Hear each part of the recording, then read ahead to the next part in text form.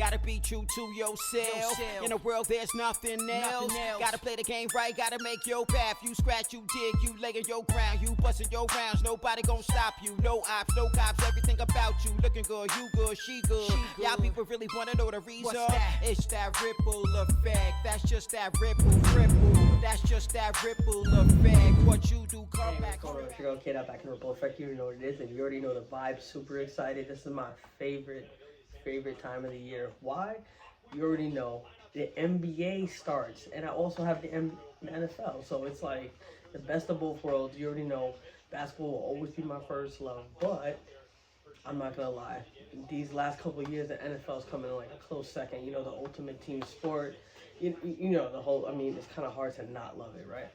I mean, even when I was in London, I went to a game. So that also speaks to, you know, how much I've grown to love the NFL over time. But I can't forget about the subscribers. I appreciate you guys, especially the day ones. Y'all already know. I got this merch. I told you I'm going to come out with more merch. The holidays are coming up. There might be some discounts, might be some giveaways coming your way. Just keep liking, keep subscribing. And we're going to talk about it. Remember, the store is on Etsy. That's the Ripple Effect WK. That's all caps, no space. Made it super easy for you guys to go in there on Etsy.com and check it out. And sometimes they give out discounts and different things of that nature. They give you like $10 off if you never shopped there before. Just check it out. Even if you just come by the store, maybe you're not looking for anything just right now, but just check it out. And I promise you, you're going to like some of the swag, some of the stuff. You know, I'm wearing one of the hats, you know, in case you want to know what it looks like and have an idea, you know. But we got to get into it. So we saw the 49ers and the Vikings last night. Yeah, a lot of us picked the 49ers. They made us look pretty stupid. Also, Brock Purdy, you know, we've been talking him up. I know a lot of people had their doubts, and now I think everybody's kind of like jumping off that bandwagon and kind of saying, see, you know, listen, the dude is not perfect. I don't see him being perfect the entire season. That's just not even a reasonable expectation. This is something good for him, something for him to grow off of. Not only that, I mean, Debo wasn't there. Trent Williams wasn't on defense. There was a lot that played into that game. You know, for some reason, the 49ers couldn't get after Kirk Cousins. Kirk Cousins was looking like a superstar out there. You know, a lot of people had written him off. They written the Vikings off completely. And remember, the Vikings didn't even have, you know, Justin Jefferson. So I'm like, that's why even more so I picked the 49ers. Because I'm like, I know they don't have Debo, but come on, like, that'll be fine. Like, but at the same time, this definitely humbles, excuse me, I'm sure 49ers fans or, you know, I'm not going to say Brock Purdy because you can't just pull everything on the quarterback. I know everybody loves to do that. It's kind of like the thing to do, but I'm not going to do it. But if you're talking about the NFC, right, the Eagles on top. I think that if there was any questions about that, there you go. Because the Eagles, they seem to just be even keel. You've seen what they did on Sunday. They just know how to handle business, right? I mean, Jalen Hurts, unfazed. You know, something can happen, something can go wrong. Throwing an interception, it don't matter. Dude has like amnesia in the middle of the game. It doesn't matter. He's gonna come back. He's gonna have that mindset to get everybody focused on task and come out and win the game. I mean, that's what a leader does, right? Shout out to the Giants. Don't think I was not going to talk about the Giants. Listen, I know a lot of people are going to say it's the Commanders. You know, I'm not going to sit here and go crazy and say we're going to turn this season around. Everything is looking great. Saquon's looking great. And I think we found ourselves a new quarterback. You know, unfortunately, it happens to be the guy, you know, not the guy that we paid, you know, all this money. Patrick Mahomes type money, if you're really trying to figure it out. Like, we paid this dude way too much money. And I'm talking about Daniel Jones, Danny Dimes, however, you know, you want to phrase it in case you didn't know. But Tyrod Taylor did his thing. I mean, honestly, when I picked the Giants to win, it wasn't based off of, you know, anything, or I know a lot of people were saying, you know, but Danny Dimes is not playing. I'm like, guys, that can be a good thing, you know, with the neck injury and all that. Like, I'm not trying to say, no. Don't get me wrong. Like, I don't want the guy injured. I just don't want the guy playing. Let me just, you know what I'm saying? Let me just make that clear. I don't care why he's not playing. I just didn't want him playing, not after the way the Giants have been. And yeah, we can blame the offensive line. We can blame a lot of different things. But what he's been doing lately, I'm just not a fan of it. And Tyrod Taylor, honestly, I was even saying this when he was with the Cleveland Browns, and I'm pretty sure the Cleveland Browns are probably like, wow, we just paid Deshaun Watson $230 million guaranteed.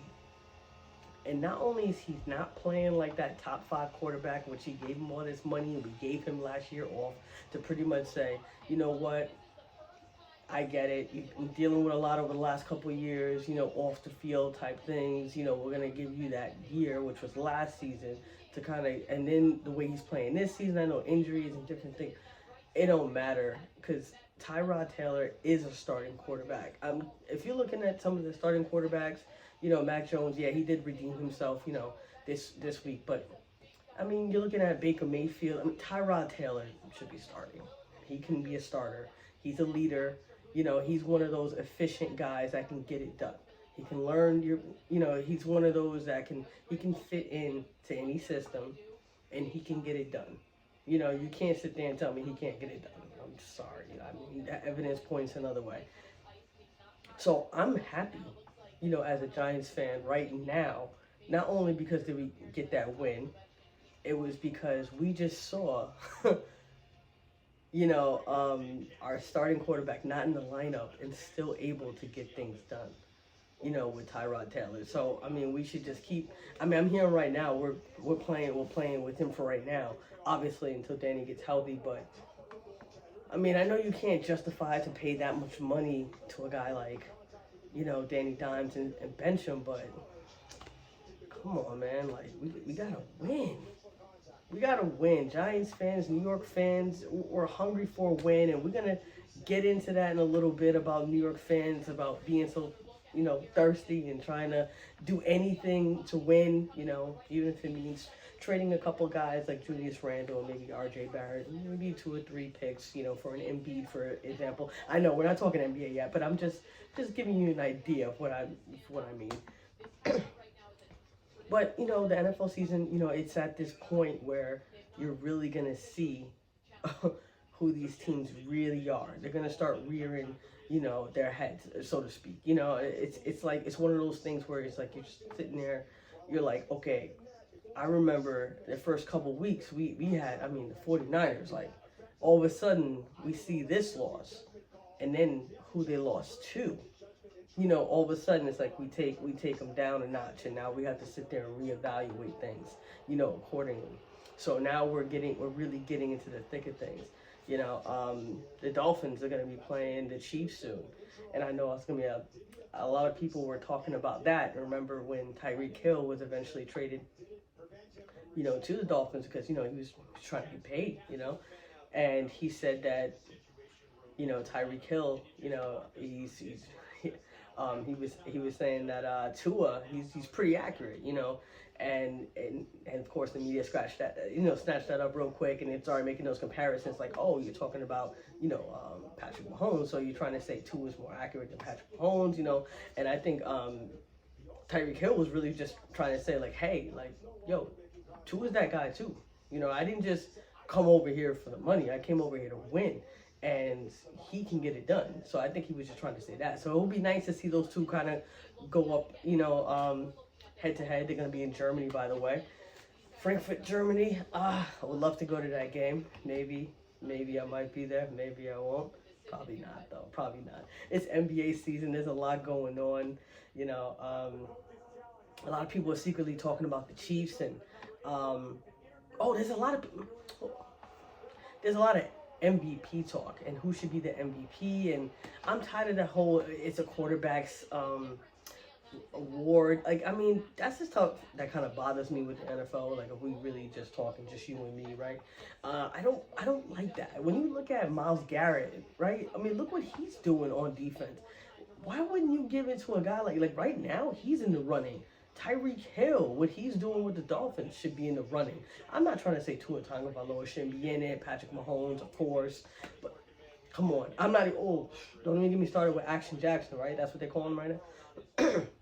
Listen, I was always a fan of Lamar Jackson. So whoever is riding his coattail right now, and that's just the nicest way I'm going to say it, it's almost like I don't even want to hear it. They're saying, oh, he's such an accurate passer because look what he's doing. He's staying in the pocket longer.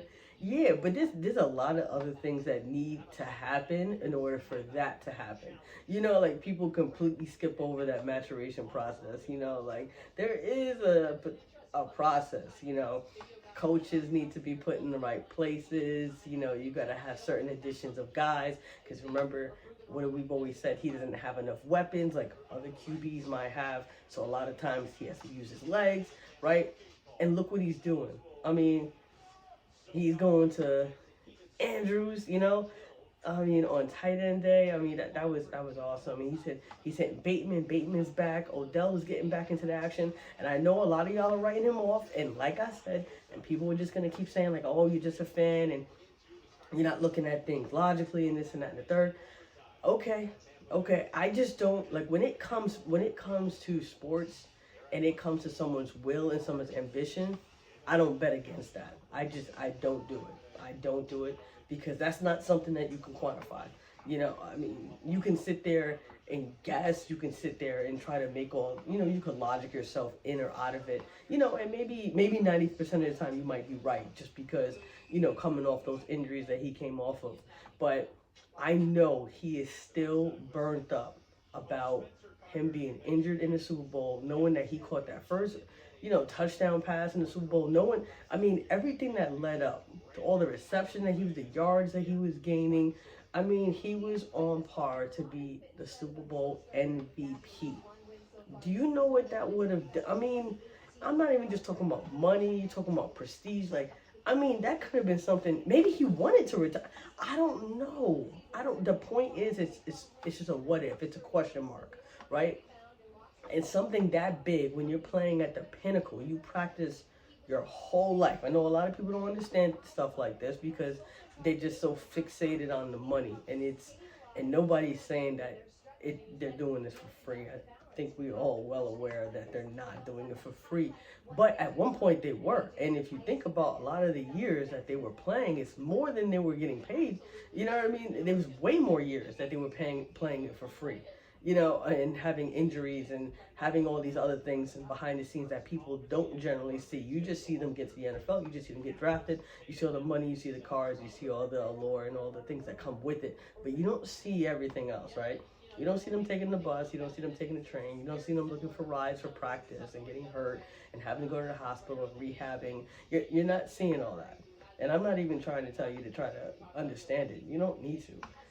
But what you do need to understand is a guy like that is not done. And I'm just not betting against someone, who went out that way and then had to take a whole year off, and had everything going on and back and forth and trying to figure out what team he was going to land on and just being patient, right? Being patient with the rehab and getting back, into it. And there was so much that went into that, and he landed with the Ravens. And I don't want to just keep ranting on about OBJ, but at the same time, I can't wait to see it. I can't wait to see that breakout game, and then everybody's just gonna. That's all I can't wait for. Excuse me. I think you're just seeing glimpses of it. And honestly, if I'm being real honest, a guy like Odell, you're trying to save him as much as possible. Injuries are a part of the game of the NFL. It's inevitable. You see it happening every week. You're seeing quarterbacks. You're seeing, Fields out with his thumb. And that's going to be a whole nother thing, right? Because the Bears ended up winning without Fields. And there was already question marks about whether they were going to be serious about keeping him, right? And now, it's where's he going to end up? So it's like that's just a part of the game. Think about how Patrick Mahomes got his first start, with Alex Smith. Like, think about, how Eli, Manning got his start. You have to think about how Tom Brady got his start. We can keep going. Like, this is just how the NFL is. And you just know that one thing is certain is that you will get injured, right? So I think they're using Odell, right, sparingly. They want him to get the reps. They want him to be in. They want him to, just get acclimated to the offense. Of course, get that chemistry with Lamar, and Lamar has great chemistry. Obviously, you're already with Andrews. You already see Bateman getting into the mix, and you're starting to see everything just kind of come together the way we thought this offense would come together from the very beginning. But people forget that it takes time, and you got to actually play the games. You can't just look on paper and just sit there and say, oh, okay, these guys are really super talented. They should just get it done. No, it's going to take some time. And at some point, probably towards more the end of the season, you're going to start to see the ramp up. And then when you see it, I'm just going to sit here like this probably for, a minute or so. Because I'm just going to say, I'm not even going to say I don't need to say that. Because you're going to understand what I understand. Because you saw it too. Because, y'all like sports as much as I do. And y'all going to see it. And and that's my piece with that. So if I hear one more, OBJ should retire. If I hear one more, like I said, I'm done with that. Shout out to the Jets fans. You guys are looking good. You guys are looking good. Because why? Because the Dolphins just lost, right? The Patriots were having their problems. The Bills just lost. So right now, it's kind of like it's up for grabs. I know all looked like it was lost, and Zach Wilson this and Zach Wilson that. But right now, man, I mean, what are they, 3-3? I mean, they're just holding it together. I mean, and then Aaron Rodgers, he's throwing the football around. He's not walking around on crutches. We don't even see him with the boot. None of that. I don't know, Jets fans. I don't know. I'm starting to understand why they didn't, jump the gun, why they didn't go out and get another quarterback, a veteran quarterback to kind of hold things down. I'm starting to understand. Robert Saleh, he knew something that we all didn't, because especially you Jets fans, because you guys were just ready to throw away the season. Like that's just the emotions of a fan, right? You're just completely done with the season. What, 4 plays in and you guys were done.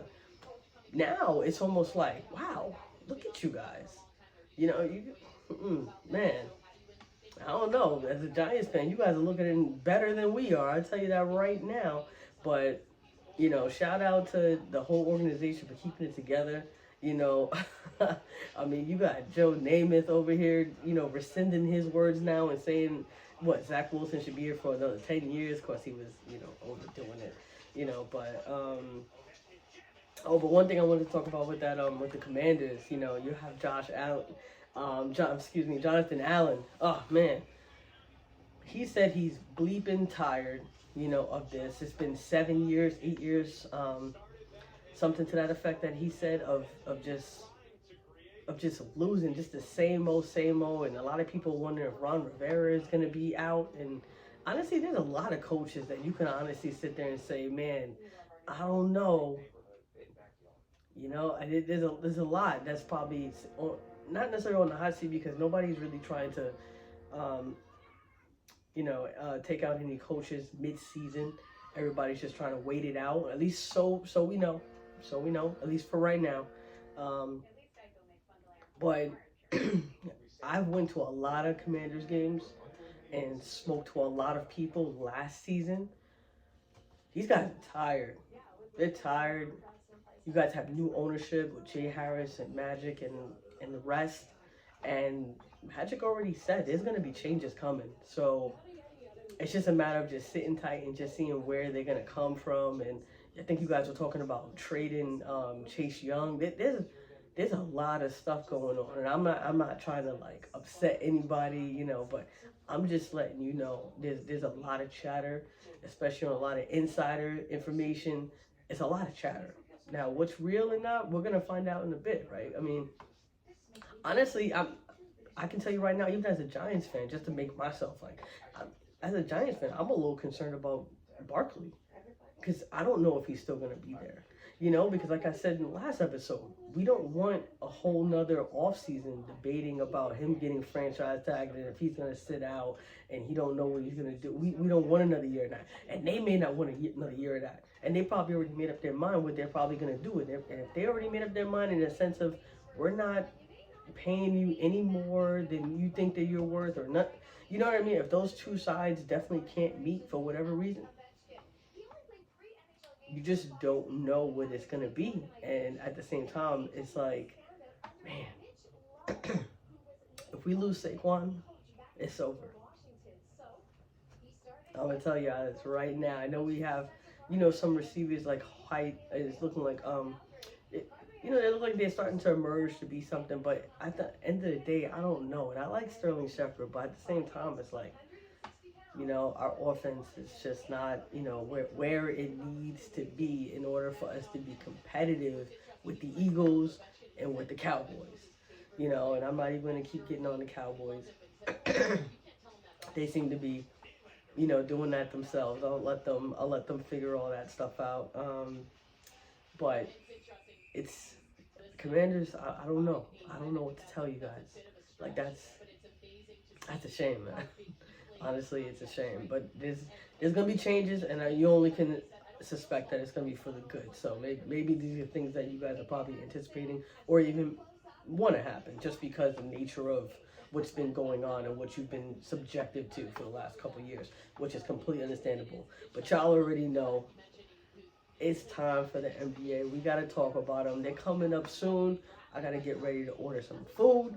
I got to get ready and have my TVs on because you already know. Well, it's only 2 games, so I'm back to back. But I'll tell you right now, but when the season really starts to ramp up and there's like 7-8 games on at once, I'm going to try to put on everything in the house as much as possible.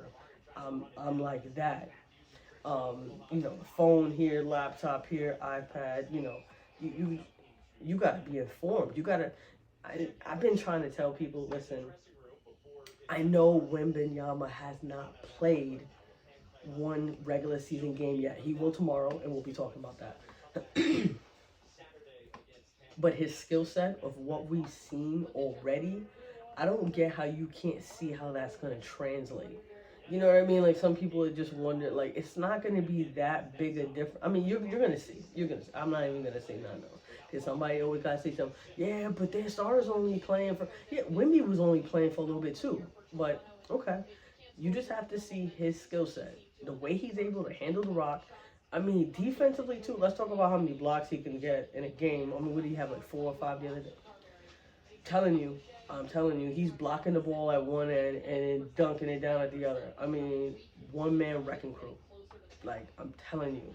Like, and I don't care what I don't care what even Coach Pop says. That because even Steve Kerr made that comment of him being rejuvenated, this season after getting, Wembanyama, because there was a lot of talk about him either retiring or whatever. And he was like, well, rejuvenated. He was like, Coach Pop, just, what do you mean? Rejuvenated from what? What did I say? I was going somewhere? I said I was going through something? Or stop it. I know you don't want to admit that. Maybe you can't admit it, but I'm going to say it. Of course you feel rejuvenated. You have possibly the face of the league in the next 3 years. Stop it.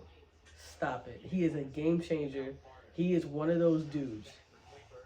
As long as he stays healthy,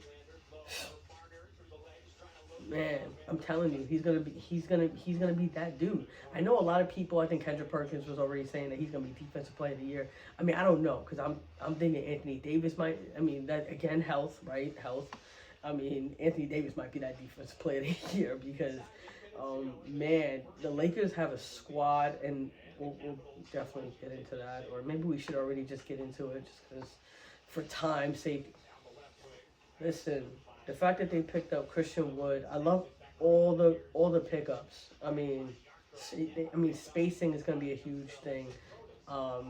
Darvin Ham wants them to start putting up more threes, and I mean Anthony Davis. So the floor is going to be. I mean, he's going to be all over the place because I know even he kept saying like, I don't know what my position is. I don't know if I'm a big man. I don't know if I'm powerful. You're going to be whatever you need. It's positionless nowadays, when it comes to big men nowadays. So it's like, it's whatever your team needs you to be. All LeBron knows is that we need you to be the face of the Lakers. We need you to be that guy because LeBron is, not trying to be that guy every night. That's not what he signed up for. That's not why, he had Rich Paul get you from the Smoothie Center, to the Staples Center, which is now the Crypto Center. That's not why. He did all of that because he wants you to be that dude. And obviously LeBron can facilitate. He can, Swiss Army knife. He can do He can do whatever for the team. And Austin Reeves, straight baller.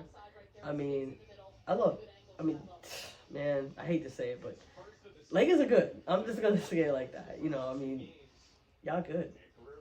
Y'all good. Y'all good. You're gonna be definitely hard. Obviously, I got y'all for tonight with Denver. I know Denver got the ring ceremony and they want to prove something. I know they had the back and forth on Instagram, but at the end of the day, the way the Lakers look, I know they got swept by Denver. That was a travesty. But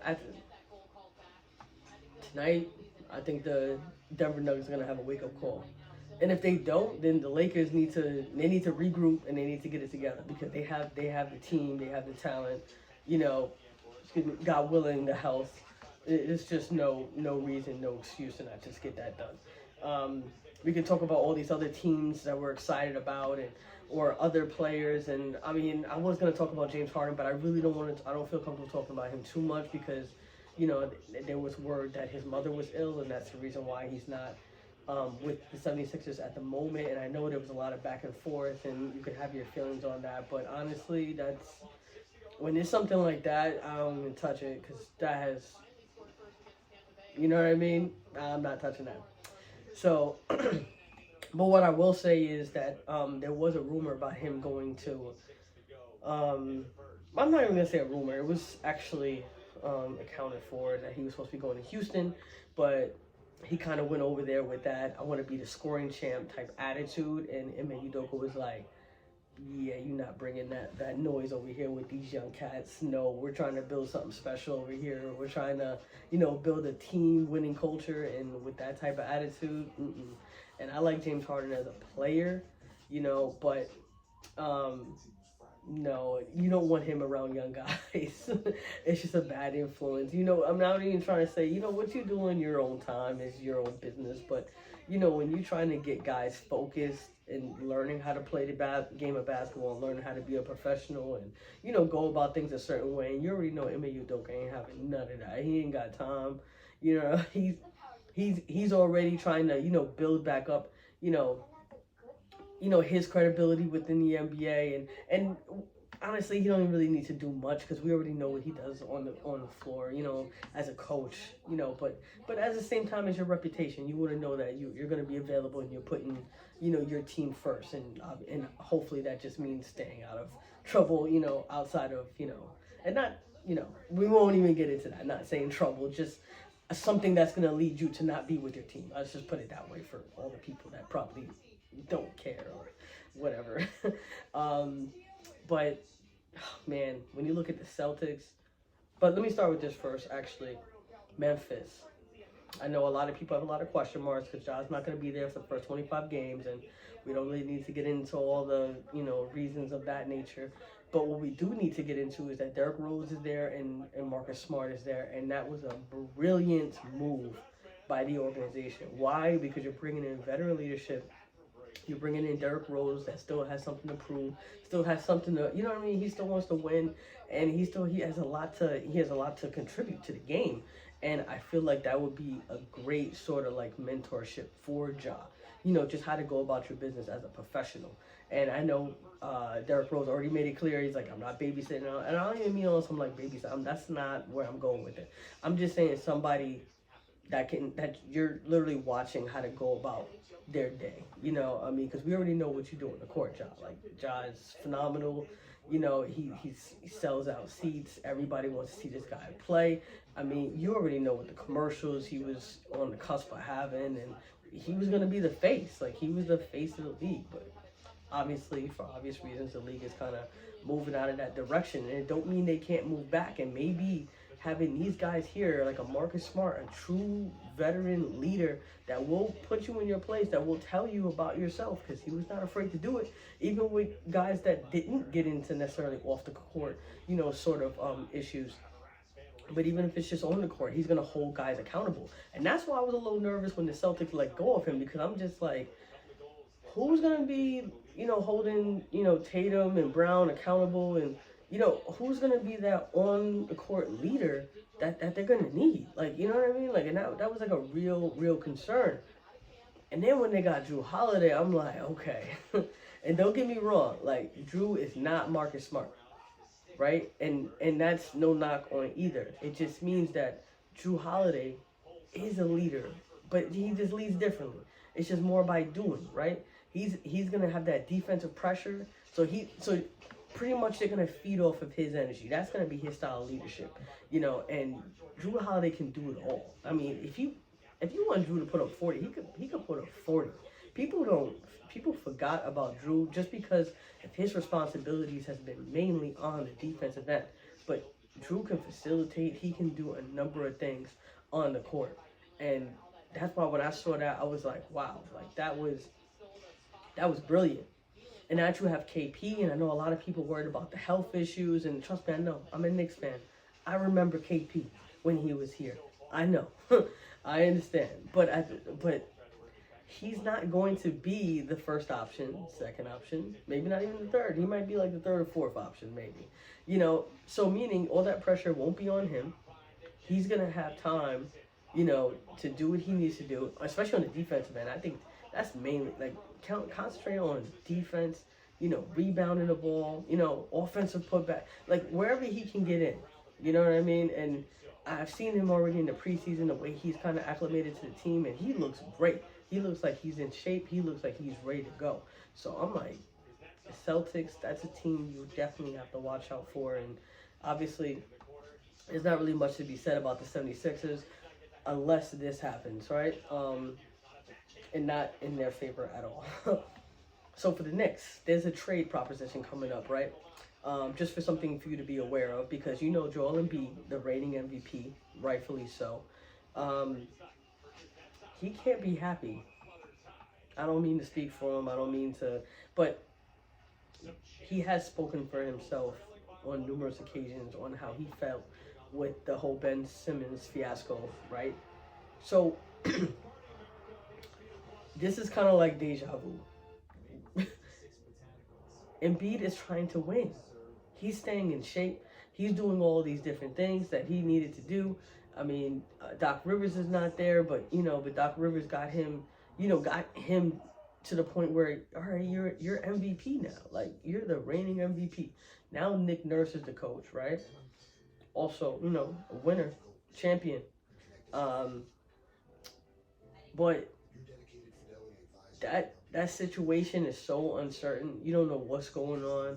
I mean, Maxey looks really good out there. I think the more point of emphasis that Nick Nurse wants him to have is to be more of a facilitator. And I think he had 12 assists.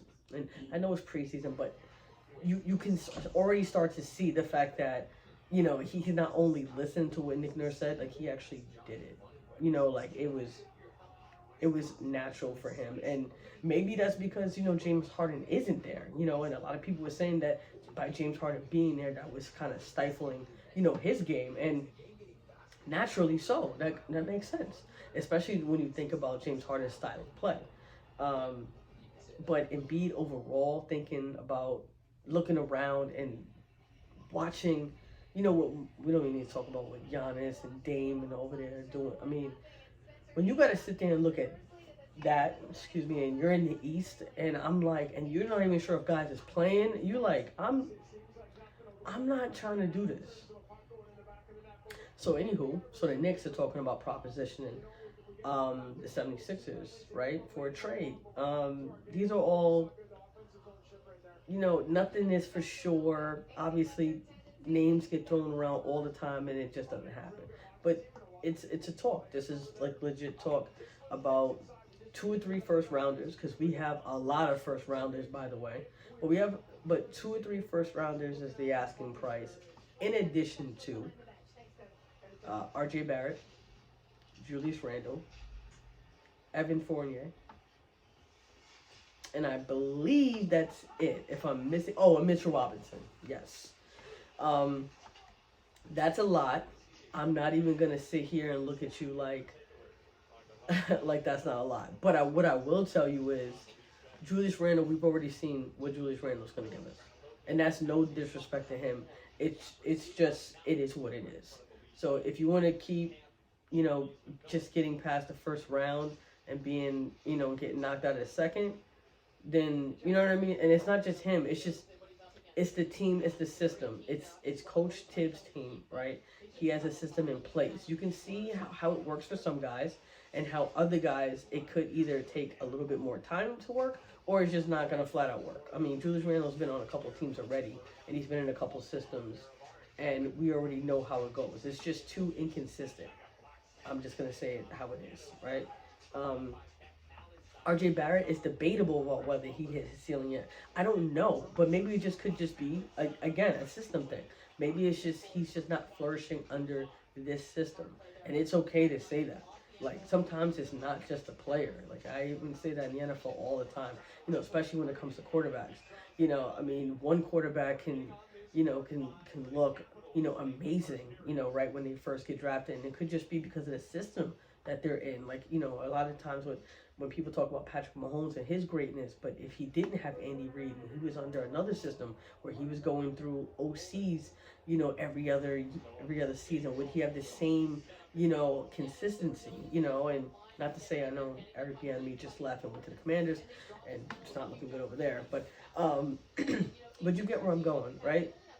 Look at Geno Smith. He was with us, right? He was with the Jets. He made his rounds, and now all of a sudden he's with the Seahawks, and look what he's doing. And this is after injury. This is after a serious injury, and he's playing like it's like, who's this guy? You know what I mean? I remember, Eli getting getting benched for him, and everybody going nuts. That McAdoo. We're still not over that McAdoo. But. And that was craziness. But now, if it was this Geno Smith, I don't think anybody would have too much of a problem. I'm sure Eli would have felt some sort of way because he had his streak going. But you know what I mean? It's just different. But just to go back, to the trade. So we're talking 2 or 3 first rounders: RJ Barrett, Julius, Eric Fournier, and Mitchell Robinson. The only thing I was a little concerned about Mitchell Robinson, but I don't know. But then again, it's kind of like Evan Fournier. He hasn't lived up to it. I'm sorry. I don't know what it is. I don't know if it's the chemistry, again, system. I don't know if it's just like where he's at in his career. It's just not a good fit, and we've seen it. No, he wasn't even playing, right? No. Like I said, Mitchell Robinson, because of his length, right, and how he was so active and what he was able to do. But he does get into foul trouble a lot. I feel like sometimes he just, it's just not getting it, because it's always in crucial moments too, when you need him most. But am I gonna sit there and say that all those guys, are worth getting Embiid? Yes, of course they are. Of course they are. Are you crazy? Come on now. Yes, it's worth it. Yes, we should make that move. Should we negotiate it a little bit more? We don't have to necessarily show our hand. And, if we can, maybe keep some more of our picks, maybe Mitchell Robinson to maybe take him off the deal. Maybe. You know what I mean? But I'm glad we're not giving him Quickly. I'm glad he wasn't in that deal. Because Quickly's on the ascension. I can see that. You could say some things that, okay, some people were saying in the playoffs, all right, it was his first playoffs, guys. Like, give me a break. Did you see the Garden? Did you see it down in Miami? Well, when they showed up around the second quarter. But did you see it like that? Come on. I know he gets paid to do it, right? But pressure's a real thing, guys. I don't know what to tell you. It's a real thing, and I'm not going to hold that against him. I'm glad we're going to keep Quickly. But Embiid, the reigning MVP, you don't think he is worth RJ Barrett, Julius Randle, that most of y'all were talking about giving up anyway. RJ, y'all were talking all that mess about him, right? And I was trying to keep RJ. When we were talking about the Donovan Mitchell thing, remember when that trade was going down for last season? I was trying to keep him, and now all of a sudden, y'all were trying to get rid of him. Now all of a sudden, y'all want to keep him when it's talking about getting Embiid. When you're talking about getting Embiid, do you know what it's going to be like between pick and roll between Brunson and Embiid? Y'all bugging. And then you got Josh Hart. I don't even know what to tell y'all.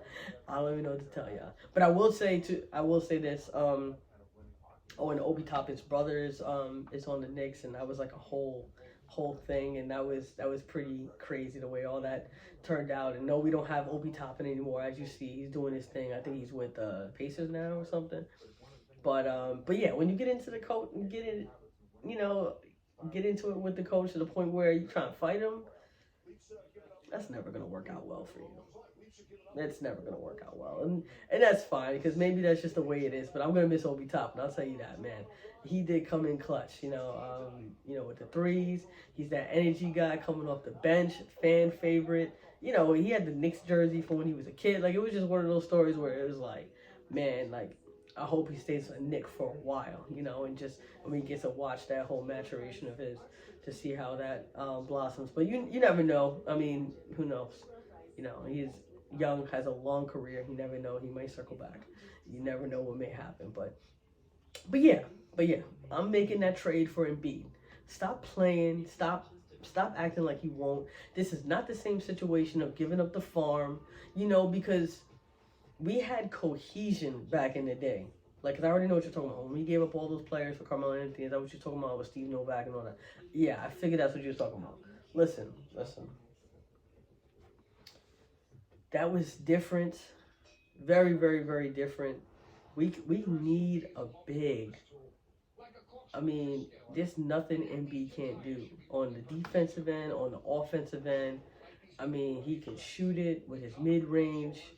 You already know what he can do down low, punishing guys. He can make free throws. I mean, what do you even? I'm not even gonna. I'm not doing it, guys. I'm not doing it. Just get on board. Can you just do that for me? Just get on board. It's so much easier. Golden State Warriors. I know there's a lot of question marks with them before we wrap this up. Yes, Klay Thompson and the Warriors organization are about this far apart when it comes to contract negotiations and his extension on how much he is worth over the next couple of years, and whether it's going to be a long-term contract and things of that nature. So some people are saying that, he's going to be out in the free market, or, I'm not going to go that far with it. I'm not going to say that, like, after this season or that. I'm not going that far with it. I think they're going to get it done. It's just a matter of time. Klay seems to be pretty focused on the Warriors. He doesn't seem to be focused on anything else. I could be completely wrong, but, he was on the Manning cast last night, while the game was on, between the Vikings and the 49ers.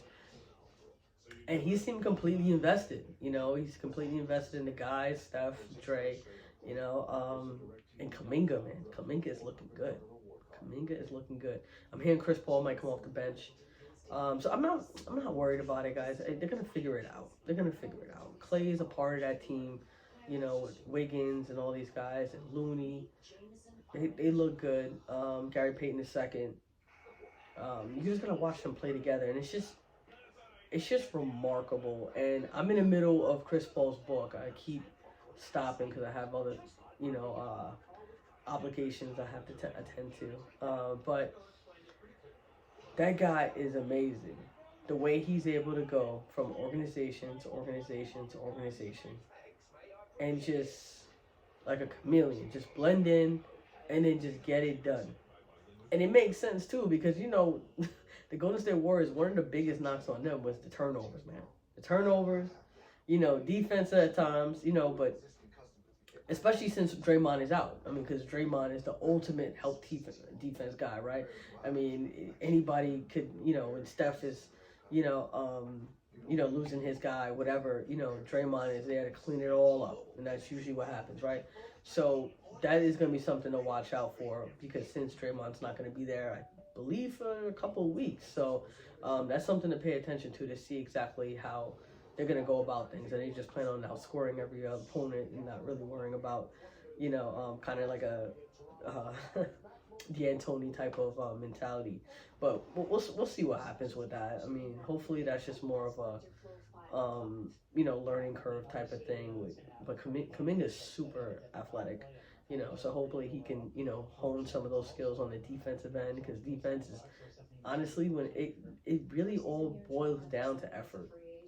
So we'll see how all that goes. And Moody and those guys got to step up like they were supposed to, last season. So we'll see how all that goes. that's going to be really interesting. And another thing that I like that the Celtics are going to do before we wrap this up. No, it's just so much to do. But Paul Pierce and Rajon Rondo are going to be back with the Celtics, and people don't understand like how big of a deal that is.